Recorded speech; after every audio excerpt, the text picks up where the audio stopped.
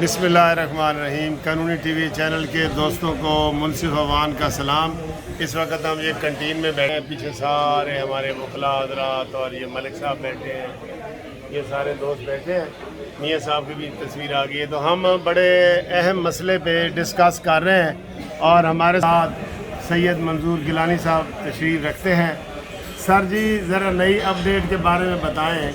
عمران خان کہتا ہے کہ اب میں نے نیوٹرل کے خلاف نہیں بولنا، شیخ رشید کا بھی بیان آ گیا ہے، ان کا بھی آ گیا ہے، تو ان کو کیا تسلی ہو گئی ہے کہ آپ اچانک ہی کہتے ہیں نیوٹرل کے خلاف نہیں بولنا؟ یہ بولے گا 22 کے بعد جی 22 کے بعد بولے گا 22 کے بعد بولے گا 22 کے بعد۔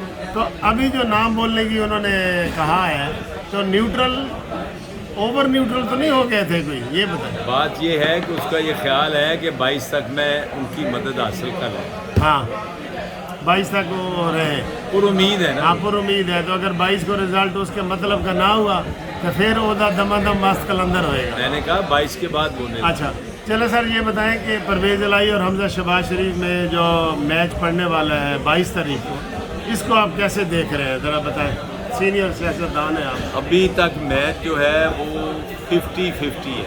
50-50 ہے، لیکن وہ 180 سیٹیں ہیں نون لیگ کی اور 188 ہے۔ سیٹوں کا ایشو نہیں ہے یہ، ہاں جی، سیٹوں کا نہیں ہے، سیٹوں کا ایشو۔ کوئی خلائی مخلوق کا مسئلہ ہے یا کیا ہے؟ مخلوق تو ظاہرہ زمینی ہے۔ اچھا، آج پیر صاحب ہمارے ساتھ کھل کے بات نہیں کرتے، ورنہ پیر صاحب ہمیشہ دبانگ طریقے سے بیان دیتے ہیں۔ ایک تو یہ کہہ رہے ہیں کہ 22 تاریخ کے بعد عمران اپنا نیوٹرل کے بارے میں بتائے گا۔ تو سر، اور جو ملک کی معیشت ڈوبتی جا رہی ہے، اس کے حوالے سے ذرا بتائیں کہ موجودہ حکومت فیل ہو گئی ہے؟ نہیں، یہ تو دیکھیں نا، سیاسی عدم استحکام جو ہے ہاں، وہ بنیادی وجہ ہے۔ اچھا، دوسرا، حکومت جو ہے، فیڈرل گورنمنٹ جو ہماری وفاقی حکومت ہے، وہ اتنے اقدام نہیں کر سکی جو اس کو کرنے چاہیے تھے۔ ٹھیک ہے، ان کو معیشت کی بحالی کے لیے جتنا کام کرنا چاہیے تھا وہ کام انہوں نے ابھی نہیں کیا۔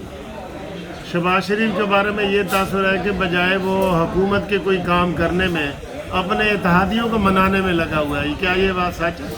اتحادی منانا جو ہے وہ اتنا بڑا مسئلہ نہیں ہے، اس کے علاوہ دیگر مسائل ہیں، اور آپ بھی یہی سمجھتے ہیں کہ اس ملک کی معیشت کو پچھلی حکومت نے ڈبویا ہے اور یہ کچھ کنارے لگا رہے ہیں؟ دیکھیں، ہم تو اس کے حق میں تھے کہ عمران خان 5 سال پورے کرتا، ٹھیک ہے، اور وہ اپنی ذمہ داری جو تھی اس کی، اس کے مطابق عوام اس کا فیصلہ کرتے، ٹھیک ہے، لیکن اس کی ناکامی کا بوجھ انہوں نے اپنے گلے میں ڈال لیا ہے۔